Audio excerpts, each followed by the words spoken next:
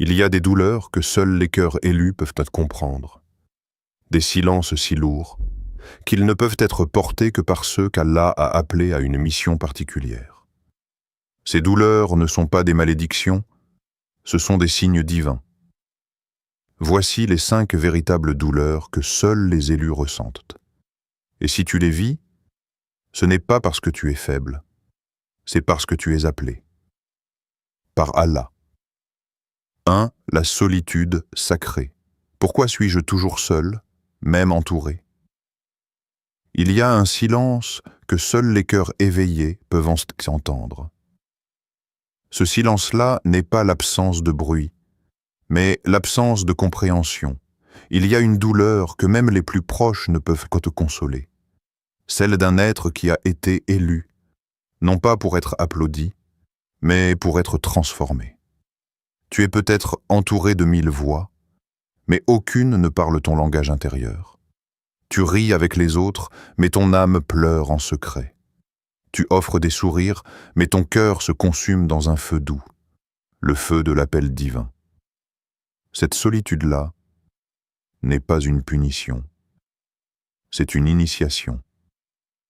Les élus ressentent très tôt ce décalage. Ils se sentent étrangers dans leur propre maison. Même parmi leurs proches, ils sont à part. Pas par orgueil, mais parce que leur fréquence ne vibre plus comme celle du monde. Le monde leur parle de réussite, de comparaison, d'apparence.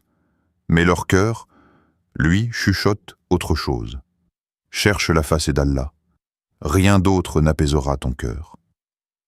Le prophète Muhammad, avant d'être prophète, s'éloignait du bruit de la Mecque. Il grimpait seul jusqu'à la grotte de Hira. Là-haut, il ne fuyait pas les gens. Il cherchait celui qui ne déçoit jamais. La solitude du prophète n'était pas une fuite. C'était un rendez-vous. Avec le Créateur. Celui qu'Allah veut guider, il ouvre sa poitrine à l'islam. Sourate Al-An'am, 125. La poitrine s'élargit, mais souvent après avoir été brisée. Un jeune homme discret et curieux trouve un vieux Coran dans le grenier de son père. Il l'ouvre, il lit quelques lignes, et quelque chose change en lui. Il commence à se lever la nuit. Il médite, il prie, il s'éloigne peu à peu des bruits inutiles, des écrans, des soirées, des bavardages. Il ne juge personne, il ne s'impose pas. Mais il devient étrange aux yeux des autres. On le surnomme le mystique, le rêveur, le vieux avant l'heure. Mais une nuit, alors qu'il est seul dans sa chambre, le Coran ouvert sur ses genoux, il pleure. Pas de tristesse, mais d'un amour immense, d'une lumière qui traverse son cœur comme un éclair dans la nuit. Il comprend que cette solitude n'est pas un abandon, c'est un accueil, un embrassement divin. Et toi, et si ta solitude n'était pas un vide, mais un signe? Et si ce silence autour de toi n'était qu'une invitation à écouter ce que le monde ne dit pas? As-tu déjà remarqué que plus tu te rapproches d'Allah, plus les gens s'éloignent? Ce n'est pas une perte, c'est un tri, un nettoyage sacré, pour que ton cœur se remplisse uniquement de sa lumière. Vers la lumière cachée, tu n'es pas seul. Tu es séparé. Comme la lune est séparée de la terre pour mieux illuminer la nuit. Comme les étoiles sont suspendues dans l'obscurité, solitaires mais rayonnantes. Le chemin des élus passe par la solitude sacrée. Non pas pour que tu te sentes abandonné, mais pour que tu comprennes enfin, Allah te suffit. Et dans cette vérité, naît une paix que personne ne peut voler. 2. L'incompréhension des proches. Tu veux le bien, tu veux la paix, tu veux la lumière, mais ce sont eux, ceux que tu aimes, qui te blessent le plus. Tu ne les combats pas, tu ne les défies pas. Tu changes, tu évolues, tu cherches la guidance, mais eux te regardent comme si tu étais devenu un autre. Et parfois, ce regard fait plus mal qu'un coup de poing. Il y a une douleur que beaucoup ignorent, celle d'un cœur qui s'éveille, dans un monde qui dort. Et cette douleur, les élus la portent depuis toujours. Témoignage, une lumière dans le rejet, elle s'appelait Iman. Son prénom n'était pas celui donné à sa naissance, mais celui qu'elle a choisi. Parce qu'un jour, à 29 ans, dans le silence d'une bibliothèque, elle a ouvert un Coran, et un verset a traversé son âme, et quiconque place sa confiance en Allah, il lui suffit. Sourate At-Talaq 3. Elle ne connaissait rien à l'arabe. Elle ne comprenait pas toutes les règles, mais elle ressentait. Quelque chose bougeait en elle, quelque chose qu'aucune fête, aucun amour humain, aucun diplôme ne lui avait jamais offert. La certitude qu'Allah était réel. Elle est rentrée chez elle, le cœur brûlant d'espoir. Elle pensait qu'il serait heureux, qu'il verrait en elle la paix nouvelle qu'il habitait. Mais ce fut l'inverse. Sa sœur a crié, sa mère a pleuré, son père ne lui a plus parlé pendant des mois. Et Iman est tombé dans une solitude encore plus lourde que celle de la première nuit. Pourquoi ceux qu'on aime nous tournent-ils le dos? Parce que l'âme qui s'élève devient incompréhensible à ceux qui restent au sol. Le changement fait peur. Et parfois, les gens préfèrent juger ce qu'ils ne comprennent pas, plutôt que de l'explorer avec amour. Mais Allah, dans sa sagesse, nous rappelle « Ne te chagrine pas, Allah est avec nous ». Sourate At-Tawbah 40. Ce verset fut révélé dans un moment critique. Le prophète et son compagnon Abu Bakr étaient dans la grotte de Taour, traqués, isolés. Mais dans ce silence oppressant, dans cette peur humaine, le prophète a dit « Ne t'attriste pas, parce qu'Allah est là ». Iman, elle, a appris à prier seule, à pleurer doucement, le front au sol, dans une chambre qu'elle partageait encore avec sa sœur. Et chaque fois qu'elle récitait des versets, elle avait l'impression que quelqu'un l'écoutait vraiment, quelqu'un qui ne la jugeait pas, quelqu'un qui ne lui disait pas « tu as changé », mais qui lui murmurait au cœur « tu es revenu à moi ». Une douleur prophétique. Le prophète Muhammad fut combattu par ceux qui l'avaient connu enfant. Son oncle Abu Lahab, l'un de ses plus proches, est devenu l'un de ses ennemis. Imagine, toi qui marches dans la lumière, toi qui veux transmettre la paix, et ce sont tes propres liens du sang qui deviennent des chaînes.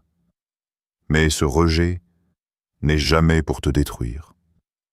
Il est là pour te libérer, Allah retire, pour mieux te remplir. Combien de fois avons-nous pleuré des absences, sans comprendre que c'était des bénédictions cachées? Combien de fois avons-nous voulu retenir des gens, alors qu'Allah voulait nous apprendre à ne dépendre que de lui? Il n'est pas cruel, celui qui t'aime plus que ta propre mère. Il t'éloigne de ceux qui t'empêchent de grandir. Il te fait pleurer pour que tu apprennes à l'appeler. Il brise certains liens, pour t'enseigner le lien sacré entre toi et lui. Et si le regard méfiant de ta famille n'était pas un rejet, mais une purification? Et si les remarques blessantes n'étaient non là que pour t'aider à trouver ton refuge ailleurs, dans la parole d'Allah, dans le cœur du prophète, dans la nuit, dans le dhikr, dans le tawbar, dans l'amour du tout miséricordieux, l'incompréhension des proches est une souffrance. Mais pour les élus, c'est aussi une preuve. La preuve que leur lumière intérieure ne vient pas d'eux, mais d'Allah. Et que même dans le rejet, il est là. Toujours 3.